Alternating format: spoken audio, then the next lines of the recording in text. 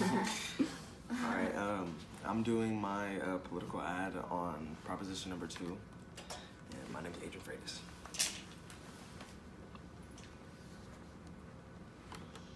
So basically, proposition number 2 is just, it's taking the millionaire's tax money and it's putting it towards mental institutions and housing for the homeless.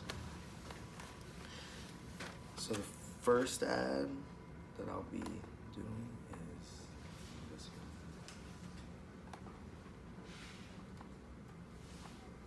one. This story starts in 2004. That year, California voters raised the income tax on millionaires to help people who are mentally ill, to cover services like medical care, counseling, and job training. But in recent years, complaints have mounted about how the money is being spent, which brings us to Proposition 2. Hi, I'm Laurel Rosenhall, political reporter with Cal Matters. I'm going to explain Prop 2 in less than a minute. This measure expands the ways the state can spend this millionaire's tax to help people with mental illness. With homelessness a huge problem, state lawmakers decided a couple years ago to use some of the money to build supportive housing for mentally ill homeless people. That means it would include treatment programs on site. But then it hit a big snag. A lawsuit contends that using this tax money to build housing actually steals away money that should go only for mental health treatment. So, construction is on hold. Lawmakers insist their plan is legal, but rather than wait for the courts to rule, they've put Prop 2 on your ballot. It asks voters to approve the plan lawmakers passed 2 years ago, borrow $2 billion to build housing for mentally ill homeless people, and use up to $140 million a year from the millionaire's tax to repay the debt. So, vote yes if you want to spend some of the millionaire's tax to build housing for homeless people with mental illness. Vote no if you don't want the tax money to be spent on housing. For more on this proposition and others, see our... So I believe she used inductive reasoning for that ad because she provided like really good evidence and really good facts, and it really showed in her video.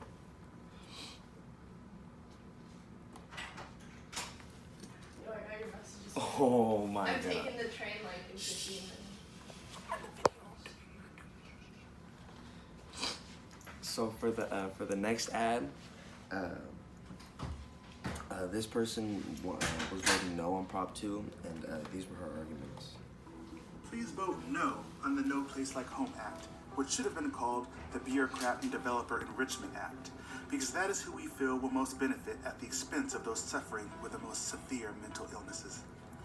No Place Like Home is counterproductive because it spends billions in treatment funds that Prop 63 dedicated to the severely mentally ill 14 years ago. If passed, we strongly feel that NPLH will cause more homelessness by forcing more mentally ill people into severe symptoms that could increase the numbers living on the streets. Proposition 2 is costly, up to $5.6 billion to raise $2 billion for housing projects after interest.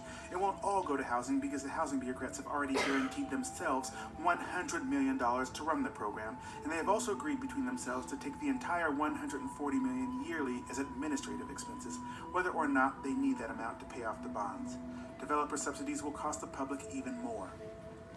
Prop 2 is unnecessary because the legislature already authorized counties to pay for housing for their severely mentally ill Prop 63 clients in 2017 via AB 727. Counties with... So for this one, I believe he uses inductive reasoning as well. It was kind of similar to the last video. He used a lot of facts, and he also brought data from last year's to bring into this year's to show why it's such a bad idea. Okay, now me personally, I believe we should vote yes on Prop 2 because I believe that there are many homeless people out there that are mentally ill, and they should have a place to stay. I believe everybody should have a place to stay.